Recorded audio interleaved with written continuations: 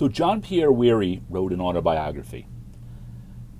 If you don't know who John Pierre Wehry is, he was caught in early 2006 on the third episode of To Catch a Predator, which they filmed out in Riverside County, California, not too far from Los Angeles. And he's the predator that I find most interesting. I don't find Lauren the most interesting, or Palumbo, or Jeff Stacy, or not even Stanley Kendall. For whatever reason, JPW's been the guy that has held my fascination, all these years. I can't tell you exactly why. Most likely it's because he told the craziest story to Chris Hansen, and Chris Hansen never broke him. He was the only predator that Chris couldn't break, and Wehry stuck to his story about a job interview at 11 o'clock at night and never backed down. And the reason he didn't back down is because he had a long criminal history, and he knew this was going to send him away for life. So he swung for the fences and stuck by that crazy story. Before I get started, I just want to let you know that he does not talk about the sting at all in this book. There's no mention of the sting. So if you're here to hear just about the sting, you can turn this off, because he doesn't go into it one bit. He also doesn't use his name. He writes under a pen name, Damien Lartigue. Damien is the name his given name is Jean-Pierre Michael Wehry. He went by Jean-Pierre Michael Wiltsey Wehry, and he has been going by Damien. He says that's his Christian name. Or maybe he just makes it up because it sounds cool. I have no fucking idea. But he goes by Damien, and the book is written by Damien Lartigue and co-written by Eric Sen.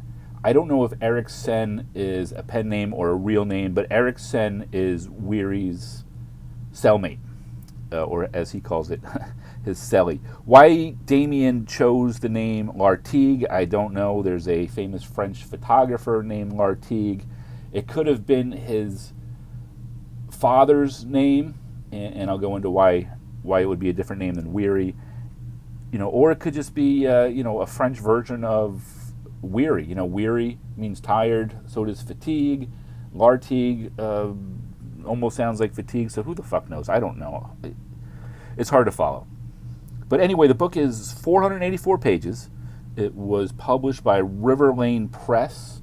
I Googled the address of River Lane Press, and it's a private residence in the state of Michigan, and they haven't published any other books. But this is a real book. I mean, it's published. It looks like a real book. It feels like a real book. And it's for sale on Amazon.com. The title of it is In for Life, Confessions of a Three-Strike Predator. We might as well just jump into it. He basically tells his life story. It's told in the third person, written by the cellie, who refers to him as Damien. And then in italics, you have direct quotes from JPW. Maybe a quarter of the book is in quotes, so about a quarter of the book is straight from JPW's mouth. The rest of it is his cellie trying to put everything into words we can understand. It starts out before he was born. His mother is from France, and when she was a teenager, her family were German resistors in World War II living in France, and they spent time in an internment camp. When World War II ended, his mother, who was a teenager, and her parents and their brothers and sisters, so the whole family moved out to the West Coast. Some of them ended up down near Los Angeles, and some of them ended up in Washington State. JPW ended up in rural Washington State, in a bunch of farmland. His father wasn't a farmer, but they were surrounded by farms. He was born in late 1957. When he was 18 months old, his father divorced his mother. And he says his mother was desperate and married really the next man she met. So she married a guy with the last name of Wehry. And when Wehry was 3, when JPW was 3, his mother gave birth to twins, to a boy and a girl. And the mother was quite ill after the birth, and his brother was having some developmental issues, and they moved down to the Los Angeles area to where JPW's grandmother lived and grandfather. And they moved into their 2-bedroom house and stayed there for a while. Stayed there for maybe 2 years. And JPW's father was out, doing odd jobs all day, every day. And his mother was bedridden. She needed to get a hysterectomy, and she was taking care of the kids. And JPW, too, had to take care of the kids. And he really got no attention from his mother at all. He would throw fits a lot to try to get attention. And when he was about 5, they moved back up to Washington State, and he went to kindergarten.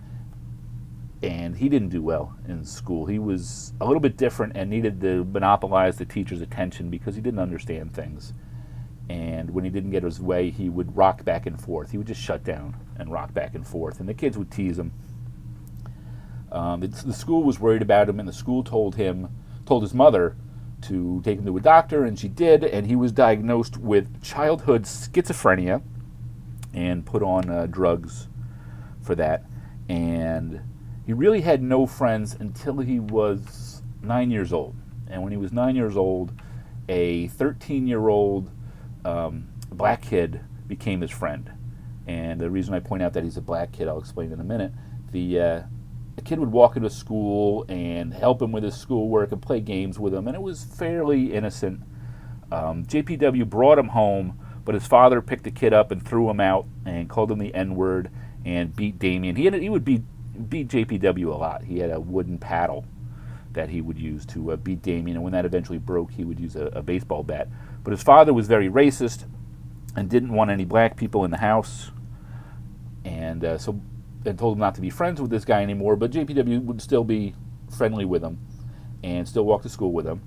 And then one day when he was 11, the friend introduced him to another friend at a park, and they all went into the bathroom, and JPW was told to drop his pants, and he was molested by the 2 older boys. And this would go on for a while, and I don't know if his parents knew what was going on or not. It's really hard to follow in the book because he leaves a lot of stuff out, and you kind of got to put the pieces together. But it seems like his parents might have known what was going on. He comes home after being molested by the boys, and his mother is screaming at him, and he thinks he's in trouble for being with the boys, but it turns out the dog is missing because JPW let the dog out in the morning and never brought the dog back in. So they call the father, and they finally find the dog, and he's been run over, and he's dead. So everybody's sad about that, and they beat the hell out of JPW with the wooden paddle. And shortly thereafter, the parents tell JPW they're getting a divorce, and the younger twins, are going to go live with the mom, or stay there with the mom, and JPW is going to move down to the Los Angeles area with his father. And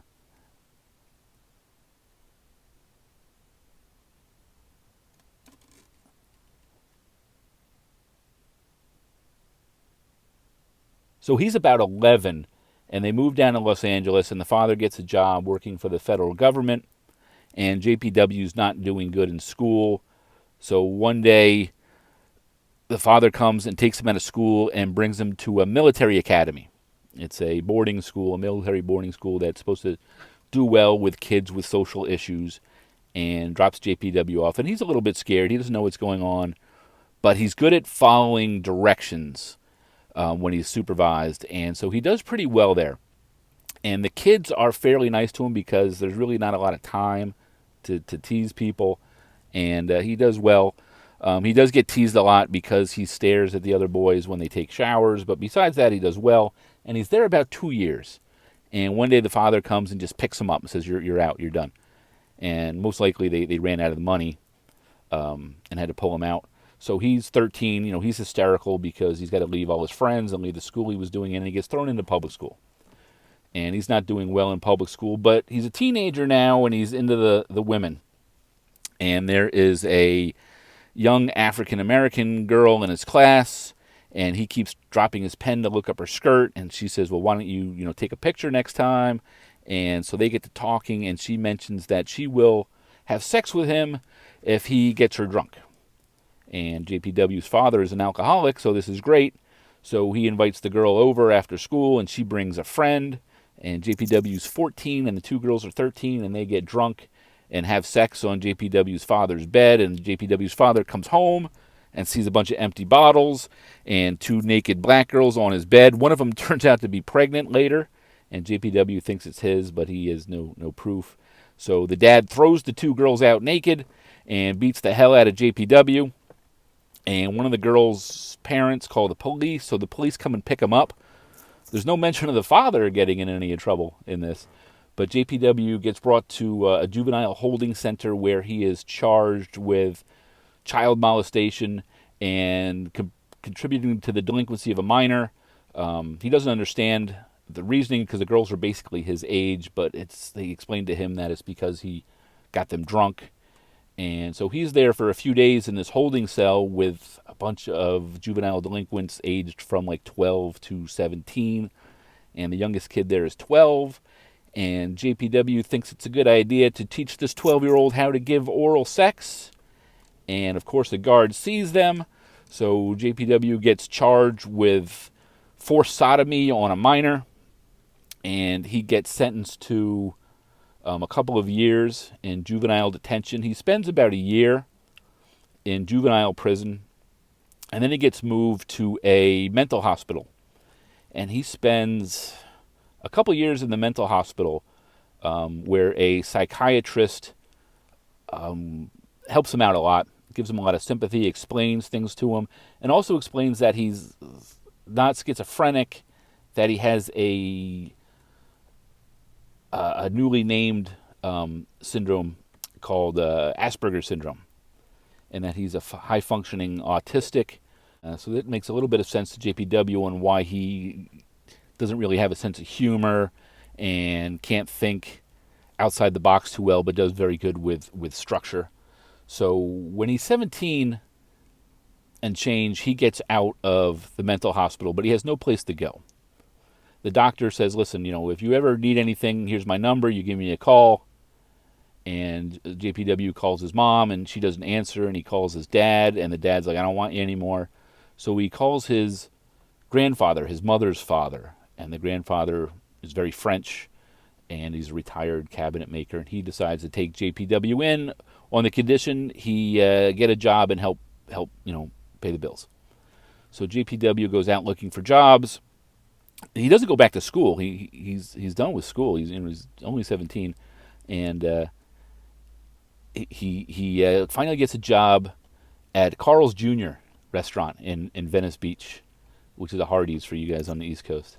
And he's very excited. So to celebrate, he goes to a sporting goods store and he buys a .22 caliber rifle, because that's what adults would do. They would own a gun.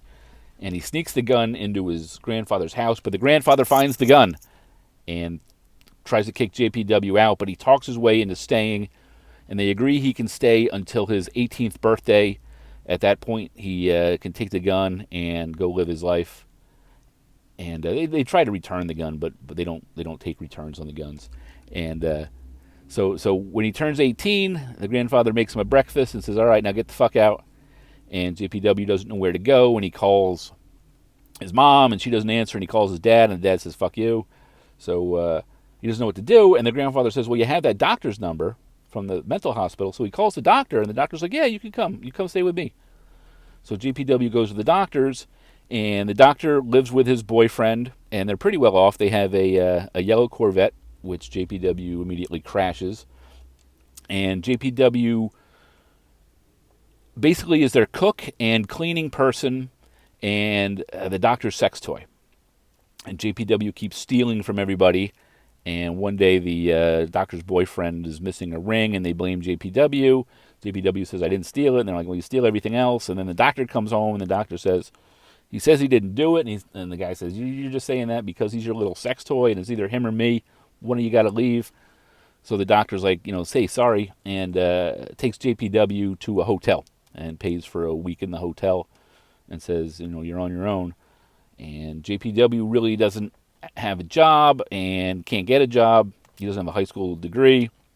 So he becomes a prostitute. He goes out and buys some tight jeans and a tank top and goes out to Hollywood and Vine.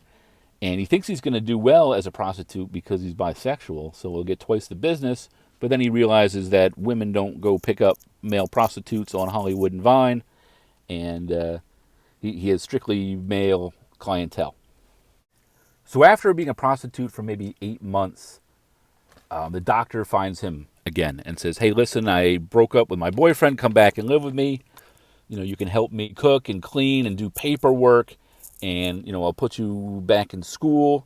And JPW starts taking classes at a college. He wants to be a psychiatrist, but of course he's failing all his classes. And this goes on for years. I mean, this goes on for,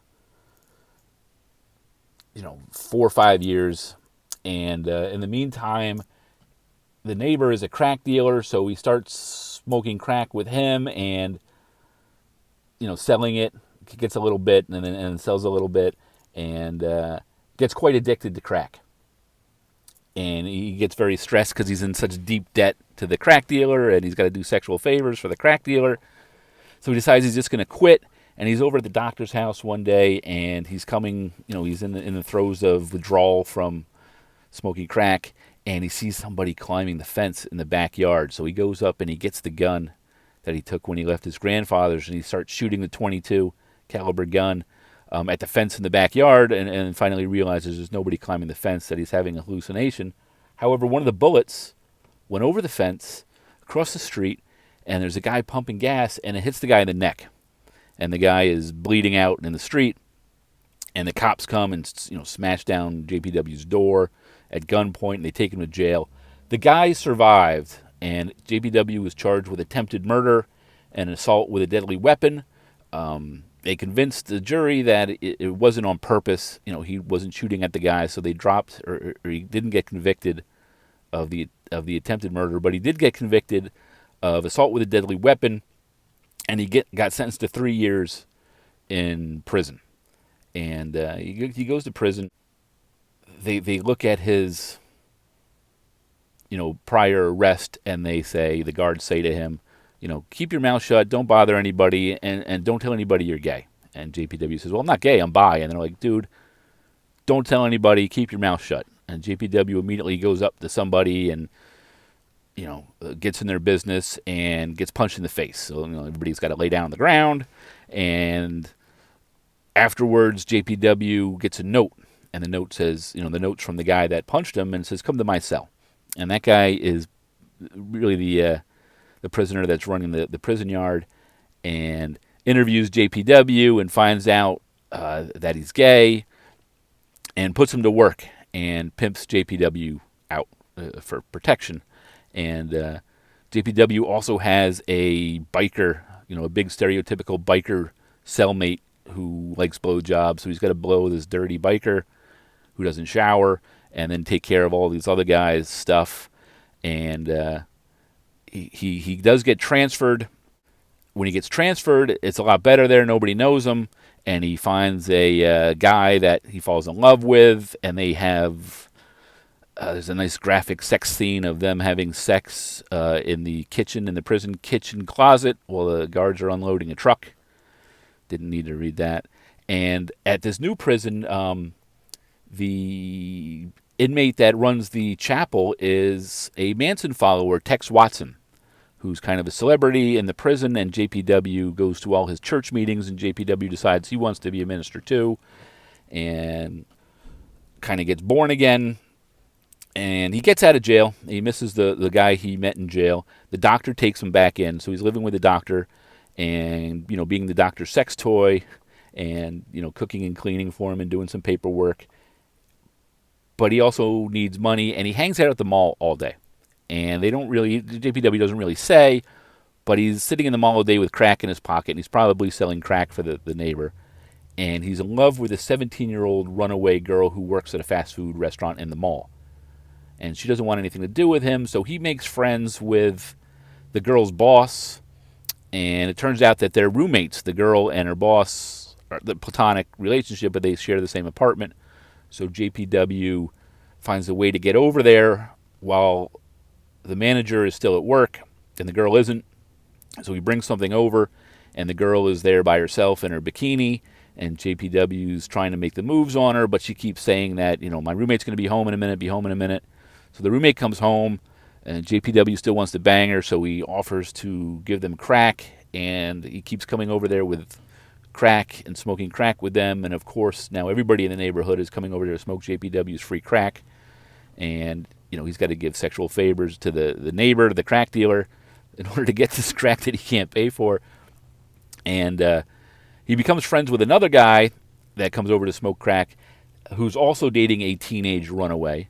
And JPW wants to bang her too, but he's friends with the guy, so he's like, I don't want to put the moves on her because he's my friend. And then one day, the girl that works in the fast food restaurant gives JPW a call and says, hey, this other girl just broke up with her boyfriend, and she's going to go back home to Georgia to go see her parents. Can you drive her to the airport? So JPW says, yeah, I'll drive her, and picks her up. And he immediately says to the girl, I just got to stop at my place and pick some things up, and then we'll go to the airport. And the girl's terrified. Like, she knows what's going to happen. And JPW takes her back to her house and rapes her, and she cries the whole time. And then he drives her to the airport, and when he gets back home from the airport, the police are already waiting for him. He knows what he did was wrong. He immediately pleads guilty, and he gets sentenced to 3 years in prison. So he spends 3 years in prison. He spends about 2. He only serves about 2 out of the 3 years, and he spends a lot of time contemplating his life and trying to become a good Christian. And when he gets out, he wants to become a minister. So when he gets out of prison, of course, the doctor takes him back in, the same relationship as before, and pays for JPW's school. And JPW is studying divinity he wants to get an associate's in divinity at Claremont College in California. He's 38 now. And there's a 25-year-old student who was a kindergarten teacher out in Michigan who wants to get a master's in divinity, and she's at the school, and her and JPW were in Bible study groups, and they fall in love and decide to get married. Now, this is where I think he's lying. He says he goes out to Michigan to visit his fiance's parents. They're very Christian. They live out on a farm out in northern Michigan. And he says that they know that he's a registered sex offender and has a couple felonies on his record, but he convinces them that he's born again and he's a good guy, and they believe him, and they give their blessing from to marry the daughter. So they get married and immediately move out to Ohio for really no reason. I mean, they don't know anybody in Ohio. They don't have any jobs in Ohio. So they go out to Ohio. JPW, of course, the perpetual student, starts taking classes. He now wants to be a medical professional, like a physician's assistant, and gets a job as a cashier at a pharmacy. And after a few months, the police come to his work and arrest him, and it turns out that there's a warrant in California for him to failure to register as a sex offender. And he says, I sent a letter to them, a certified letter to the state of California saying I was moving to Ohio. And they say, well, take it up with California. They're going to pick you up in a couple of weeks and fly you out there. So he sits in jail for a couple of weeks. California, a couple of agents come out, pick him up, fly him back to Los Angeles. And he says, I mailed this letter. And they go, there's no record. And he goes, I have a receipt. And they go, doesn't matter. Which I think is bullshit, because if he fucking sent a certified letter and had proof he sent a certified letter, it would be a misunderstanding, and they'd probably be let go. But he gets threatened with life in prison, but they knock it down to 5 years. And his wife calls him, and she's all upset. And why would she be upset if she knew, And so she says, don't call me anymore. Then he gets a letter from his wife's mom that says, don't call her anymore, and here's the divorce papers. So he goes back to prison, and guess what? One of the prisoners recognizes him from the time he was the prison bitch. So now he's put to work again, and it's no fun, and he's not skinny anymore, and he puts on a lot of prison weight, he says, and then he's in there for like 5 years, and he gets out in July of 2005. So this is about 5.5 months before the Riverside sting. He gets released, and he calls his mom, and he calls his dad, and of course nobody's answering. And he calls the doctor, and nobody's answering. And he keeps calling the doctor, and finally somebody answers, and it's the doctor's sister. And he knows the doctor's sister, and he's told that the doctor has had a stroke and has retired up into the mountains, the Sierra Mountains, and really doesn't have any money anymore. But understand JPW, you need a hotel, so she gives him a few $100, and he gets a hotel and some hamburgers. And then on Monday, he goes and sees his PO officer, and the PO officer tells him how to get welfare and how to get a driver's license, or at least a state ID, not a driver's license, and puts him up in the halfway house. And he's supposed to go out and job search, but instead he's trying to get a grant so he can go back to school. And I think he's in school. Yeah, I think he gets back into school right before the sting. And this is where his second big lie in the story comes from. He says that at the halfway house he got jumped by 3 guys that called him a baby raper, and they beat the crap out of him. And when the police came, they all said that JPW beat them up. So JPW gets charged with 3 felony assaults. And he's like, hey, I didn't do it. And they're like, well, it's your word against theirs, and their story's all right. But then one of the guys recants. So now it's, instead of 25 to life times 3, it's 25 to life times 2. So he gets sentenced to 50 to life. And, that's where the book ends. So he leaves out the whole sting. He, basically says it was an assault, a misunderstanding on an assault. But we all know what happened. And that may be why he doesn't put his last name on the book, so he can tell this bullshit story at the end. Anyway, as far as the style, it's a minimalist telling. It's big font, so that's good. If you ever read like Charles Bukowski's like Hamill and Rye, or like Gordon Lish or John Fante or something like that, it's kind of that story, like a coming of age story, told very simply, and of a troubled guy trying to fit in California. And it was interesting. It was an easy read, and it was good. I like to give my books a rating from 1 to 10, and we'll do it in nuts. So we'll start with 10 nuts. I got to take 5 nuts away because of leaving out the sting. In fact, no, we're going to take 8 nuts away for leaving out the sting, and then we're going to take another 2 nuts out because he didn't use his name. And since he had a co-writer, that's probably lose another 2 nuts there, but we'll put 5 nuts back in because it was really easy to read, and then give him another 2 nuts because he spills the beans on a lot of stuff that happened to him. So I don't know, what is that, like 5 nuts or something? So we'll give it 5 nuts out of 10. It's available on Amazon if you want it. I have my copy. If anybody wants me to send it to them, make a good case for it. I don't mind mailing it out. I'm not going to read it again. I'll wait for the movie. All right, guys. Thanks a lot. Talk to you soon. Bye.